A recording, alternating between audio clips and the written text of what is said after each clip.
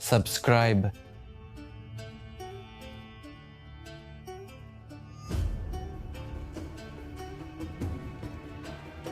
We can see that at the dawn of human history, Earth was visited multiple times by several advanced extraterrestrial civilizations. They came here not by some spontaneous accident or simply out of pure curiosity, but with a specific mission. As evidence for all of this, we can find today dozens of ancient temples, manuscripts, and artifacts scattered all over the globe.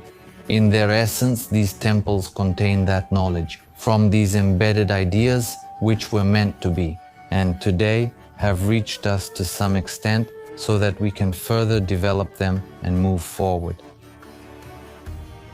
An idea that in the end is the very truth itself. Today, marveling at all this mysticism that emerges from the past, we will nod our heads and tell ourselves that we know and understand almost everything, that we are at the top, ready to dismiss some obvious fact. Educated and intelligent, we are capable of conquering entire worlds.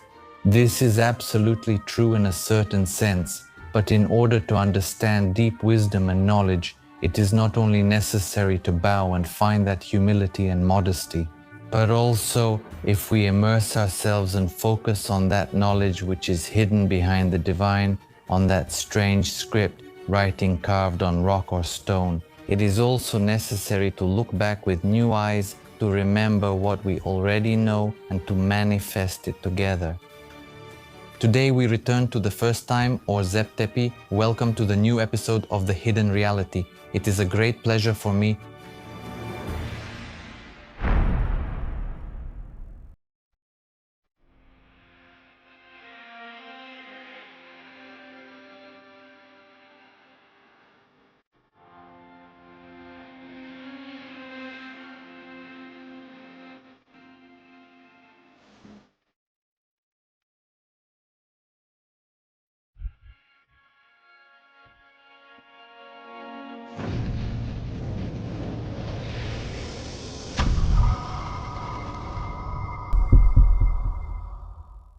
Somewhere, at the dawn of human civilization, the gods appeared. They ruled over many generations of humans. People didn't even remember when they came. One day they disappeared into the sky without ever knowing death. They left behind their temples for the people of the earth, stone pyramids, their walls decorated with eyes that neither humans nor any animals living on earth possess. The eyes watched the people and reminded them, humans are the gods.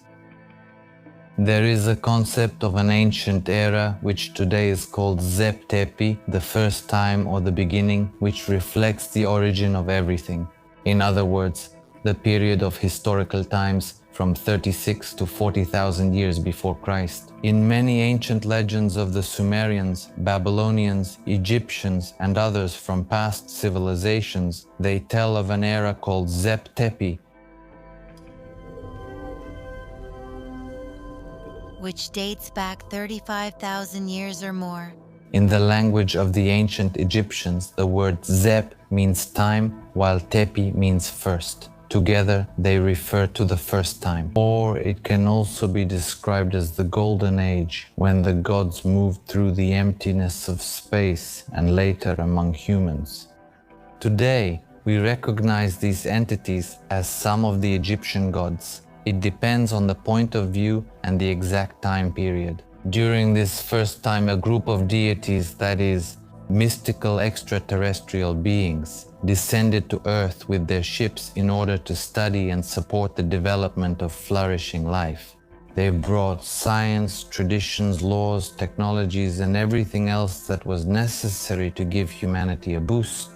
This, in turn, has a direct impact on the development of human civilization across the entire planet. Today, there is a lot of evidence of these visits which we have witnessed directly. Everything left behind by the ancient visitors, and what comes to us today, it is available to us in one form or another, such as mystical teachings, healing practices, and wisdom. Fully capable of changing our way of thinking and raising our consciousness to a different, higher vibrational level. to be able to come from a perspective that no longer contains arrogance, anger, malice, or a sense of revenge. But rather we have greater acceptance, humility, and understanding. Humility, understanding. Everyone and everything, and in this way we move forward, learning the things we have set for ourselves. To learn our understandings, both about life and about the universe, and especially about the specific parallel reality we have chosen to surround us. A reality that we ourselves create, choose, manifest, change, immerse ourselves in, study, explore, and then change again. This is an endless cycle. This is an infinite loop. And the ancient Egyptians, the ancient Atlanteans, knew this. Not only did they know it, they had the tools to use it, and they also had ways to pass it on to others, so that this could become a conscious process in which everyone truly knows how and is able to do it. In the mysticism of the first times, extraterrestrial groups like the Pleiadians, Paractorianians, Syrians, Andromedians, and many other races physically descended among us. Some chose to stay here, while others made contact telepathically or through channeling, even coming from other dimensions. Over time, this method of transmitting information seems to have become preferred. In addition, there is another concept behind Zep Tepi. According to the founder of the Theosophical Society, Elena Blavatsky, during her seances, she received messages from incorporeal beings who told her that the Earth had been inhabited and observed many times by different extraterrestrial groups. We also find similarities in the words of the longtime spiritual leader Diana Cooper, who, for example, presents civilizations such as Atlantis as a great experiment for which volunteers signed up, and initially souls were selected from highly evolved civilizations such as Orion, Sirius, the Pleiades, Venus, and other star systems. During incarnation, they went through what is called amnesia, the erasure of memory as we know it, and were reborn anew in material human bodies in which they needed to experience various emotions, sensations, states, sexuality, and more. These souls were given what is called free will, and the purpose of the experiment was to see whether, having free will in a material body, a person could choose to maintain the connection with the source. And the Bashar says something very interesting on the subject. Free will already exists. When you choose to have a physical incarnation, your spirit outlines a path to explore, reflecting the concept that you call destiny. But free will is the very experience that allows you to choose how to experience what already exists. From your perspective, what you are actually creating is the very experience itself, the experience you gain during this physical incarnation in each lifetime. Only that matters. Thus, the concept of free will takes its place as early as the era of the first time, tracing the choices and paths of development of human civilizations and culture during the time of Zep Tepi. This can be understood thanks to a specific text that tells about ancient builders and sages who came from distant lands to Egypt and chose another, more enlightened and pure path of development.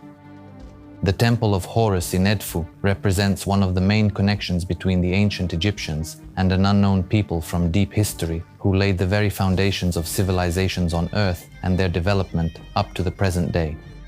A people whose island sank without a trace as a result of a monstrous cataclysm. The ancient Atlanteans, also known as Shem-Suhor, the followers of Shem-Suhor, arrived in Egypt and built the so-called wonders long before the time of the first Egyptian dynasties. They are believed to be the true builders of the three great pyramids and the Sphinx on the Giza plateau. In other places, they are known as the sages from Atlantis, who arrived in Kem, the ancient name of Egypt, led by Thoth.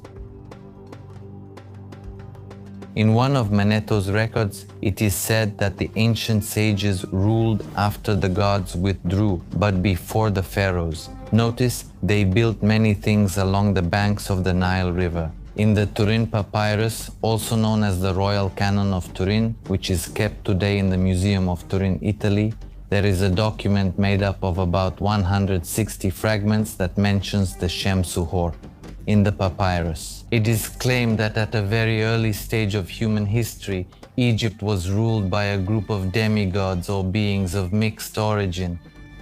Most sacred stories of all peoples describe their gods who create the cosmos and give birth to their land. Furthermore, in many of these stories, the gods coexisted with humanity and even created hybrids, half-humans, demigods. It seems that Shem-Suhor is a direct reference to beings from other planets who founded civilization on Earth.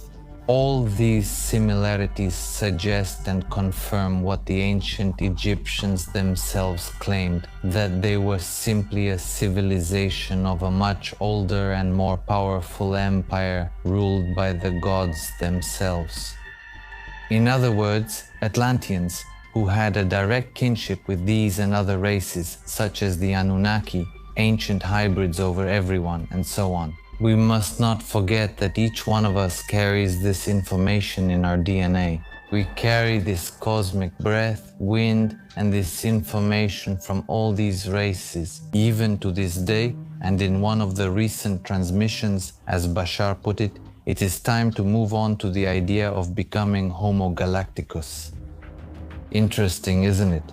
Zep Tepi reflects the purpose of all this, which was precisely to elevate civilization, not just materially, but also spiritually, to awaken and open the consciousness of the people for those understandings that explain the connection with the broader vibrational worlds. They are accessible and exist simultaneously for everyone and constantly, but our conscious connection would bring us a little closer to them.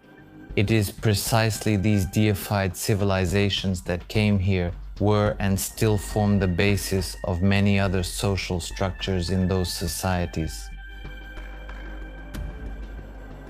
Let us not forget to mention that they helped create the most basic components of human nature, as well as provided complex guidance for its development. Such claims are also well described in the book by Diana Cooper. In the documents from the 5th dynasty, Shem-Suhor are hinted at as the Shining Ones, a word that can be associated with their celestial origin or even related to their higher level of vibration. However, this indicates that we, as descendants, if we look at it this way, are on the verge of change and are already becoming those same shining beings. We have undertaken all of this with a single purpose: to discover ourselves for our own sake and for the sake of everything that is, as we explore multiple realities. If you wish to support both INRA and everything that we are doing together with the team, you can support us on Patreon, PayPal, or become a member of the channel. Respect and thank you for giving us the meaning to continue creating consciously and together. Today we can meet many people who claim or even remember after regression their past reincarnations or different parallel realities as we already know them about those distant times, because these are some of the ways to get much closer to the feeling, the thrill, and the experience of what it was really like in those times. They take us, as I said, directly into the era, in this case, right into the time itself. Stories that tell us what happened back then, what the lives of our ancestors looked like, and what wisdom they left us so that we can improve ourselves and, accordingly, not repeat their mistakes. I remember several of my past lives that I had on different planets and in different dimensions, and it feels like I have always carried those memories, the knowledge from those times inside me. I have a memory in which I came above the earth with certain soul agreements, at a time when the natural elements of the planet were in chaos, to teach humanity that everyone possesses that inner strength, the divine spark, thanks to which they can channel their energy and help the planet heal. It's interesting that I have incarnated in many different forms, on many planets, in other dimensions. But despite that, all along I know and have known that I am the divine force and the source in a body. We are the essence of the source, and we have come here to teach others and to remind them that they are not something separate, but are actually such an important part of the whole. In ancient times, there were groups of leaders, priests and priestesses who visited the inhabitants of many different planets, including Earth, encouraging them to gather in groups and to channel their divine power, their divine essence through them, directing this energy to the core of the planet or to the oceans or to the sky. In this way, groups of people in the world could become gods.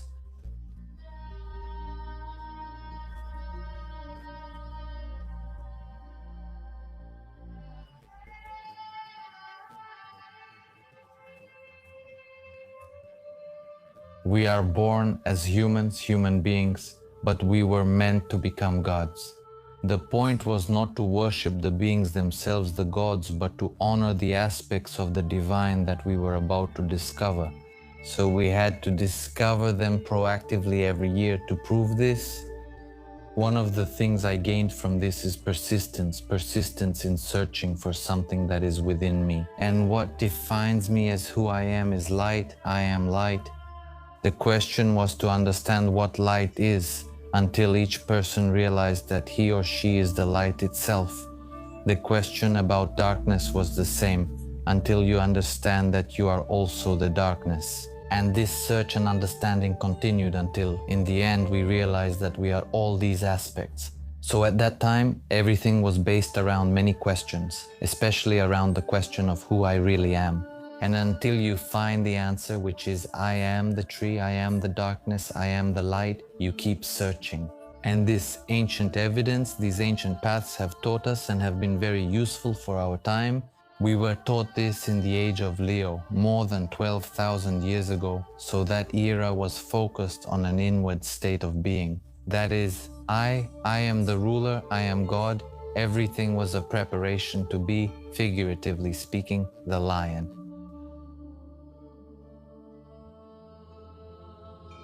We can make a similar reference with our entry into the current age of Aquarius, as it is known, where humanity's attention is once again directed toward ourselves, in a deeper way, to know ourselves again, to awaken again.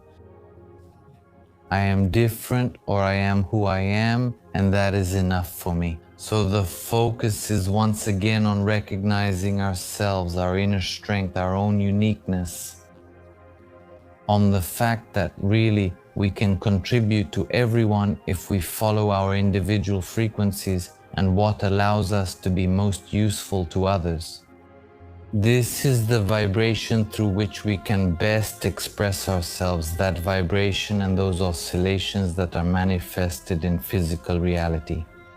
Through those talents that we can truly do for hours on end, we can do them for days, we can do them and it feels as if time passes in a flash, like Grindel break.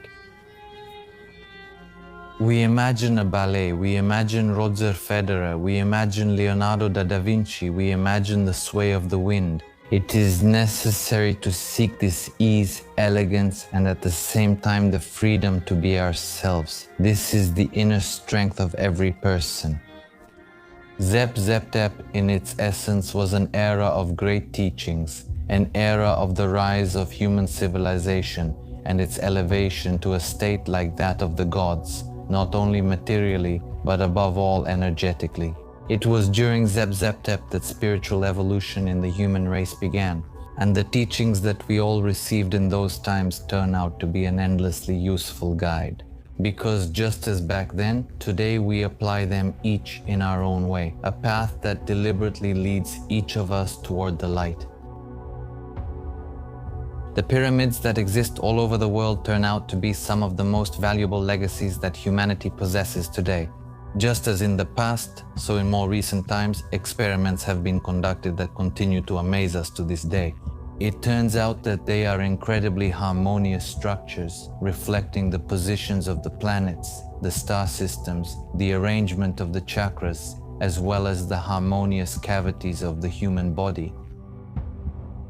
Every stone in the Great Pyramid is harmoniously tuned to correspond to a specific frequency or musical tone. And if before this was only speculation, today it has already been discovered and confirmed. An interesting fact is, for example, that the sarcophagus in the center of the Great Pyramid is tuned to the frequency of the human heartbeat, or our heart, which is extraordinary. The Great Pyramid in Egypt was built as a portal for the Pleiadians arriving on Earth. Thoth and his group, together with the Atlanteans, worked in the temples of initiation along the banks of the Nile to support spiritual evolution. Thousands of Atlanteans made these lands their home and actively participated in the process of ascension. The pyramids were built using levitation and laser technologies in just a few days. Inside, corridors were built that accelerate the process of prepared souls transitioning into a body of light. There is an ancient practice, used even in those times, in which several people participated. One person from the group would lie in the sarcophagus, while the others, usually priestesses or priestesses with chants, would charge the space with incantations. As it's known in Bulgarian, they would charge the space. This, in turn, stimulated the expansion of the aura and raised the vibrations of the person lying down. With this, he would move into a different state of consciousness, open his chakras, and establish a direct connection with other entities and other realities. This was a practice that was also used by the Pleiadians themselves and left as a legacy in ancient Egypt. And it's very interesting when we go and stand before the Great Pyramid, facing it. We can really sense that there is something massive, something enormous. We stand before it, and from the outside it's simply majestic, but as it is inside, so it is outside. As above, so below. We feel that just as it is so powerful on the outside, it is just as powerful on the inside.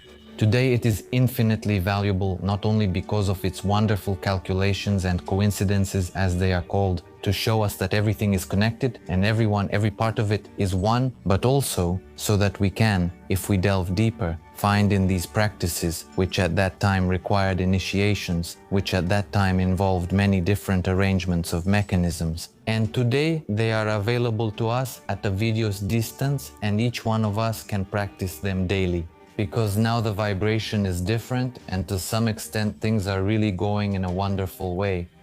Some other experiments with the pyramids in Egypt and those in South America demonstrate that today they can even be voice activated, and some researchers call them geophysical computers. After intoning specific sounds, scientists have produced visible, standing light waves above and inside the pyramids. This shows that the ancient priests really used advanced harmonic sound technology inside their temples. Many discoveries from Egypt show that in prehistoric times there was a global network of pyramid temples. They were located on key energy points of the earth and used by ancient priests and scientists as tools to stabilize tectonic plates and prevent cataclysms. The goal was to tune the planet like a huge harmonic bell. The legends about Enoch speak of the so-called language of light, known as Hibiru. This is the first sign of the planet, introduced at the beginning of this time cycle. Many modern scientists consider DNA as a type of language that contains a set of different kinds of codes. That is, the wave-like configuration of DNA can be modified by light, magnetic fields, and sound, altering it. In this line of thought, this leads to the so-called activation of these codes embedded in us, which results in cellular mutation and an overall transformation of the human body, turning it into a lighter, brighter, more adaptable body, more receptive to higher frequencies. A carrier of the spirit in a body of higher density, or in other words, a crystalline light body. We can make an identical reference with the Gospel of Thomas. We come from the light, where the light came by itself. This makes the connection with the structure of DNA and the codes embedded in it, which can be awakened through the light, which turns itself inside out and wraps itself in a gravitational and magnetic field, which at a later stage we define as matter. Moreover, this knowledge directly indicates that humans are on the path to evolve beyond their current earthly forms. The Egyptian legends speak about how people will one day become gods and masters of light, that is, a higher form of human evolution from material to immaterial. Star travelers like Enoch, who traveled beyond the great eye of Orion and returned as a god among people, we too are fully capable of rising and ascending, becoming the same form as long as we truly desire it today. Let us not be deceived into thinking we are not on the right path, because more and more people are awakening and remembering their past reincarnations since the time of Zep Tepi and even beyond that, where the development of humanity was set. We remember those old practices with which we built upon the knowledge we once received and thanks to which we advance in our development. The wise man uses his heart but keeps his tongue behind his teeth. Listen to the voice of wisdom, listen to the voice of your light. There are hidden secrets in the cosmos that fill the world with light. Let him who has freed himself from the chains of darkness first separate the material from the immaterial. Fire is from the earth, for you know that earth descends to earth, and thus fire rises to fire, and they become one fire. He who knows the fire within himself will rise into the eternal fire and will remain in it forever. It is important to remind ourselves that we, just as in the times of Zep Tepi, are the same today. Souls with holographic bodies, who are practically dreaming that they exist in a physical body, that they live in a limited material world, and that they have limited possibilities. On the contrary, that's not the case. We are infinite and immortal, perfect and whole, and as such we possess that same vast light because we are the entire source in an infinite room filled with an infinite number of mirrors. Wherever we look in this room, we will see only ourselves. In different forms, from different perspectives, in different ways, so that we can forget ourselves in order to get to know ourselves again in a new way, in a unique way, in an inspiring way, in a fulfilling way. One of the most important pieces of knowledge carried through the era of Zep Tepi and reaching the civilization of ancient Egypt and today to us are precisely these teachings, which are meant to help us fully realize our potential, teachings that will lead to the unfolding of those possibilities and powers that merge us every moment into the wholeness of all that is. These are possibilities and practices such as channeling, the well-known Kundalini meditation activation practices. The third eye, which is now understood and known to be the pineal gland, is our bridge between the two worlds.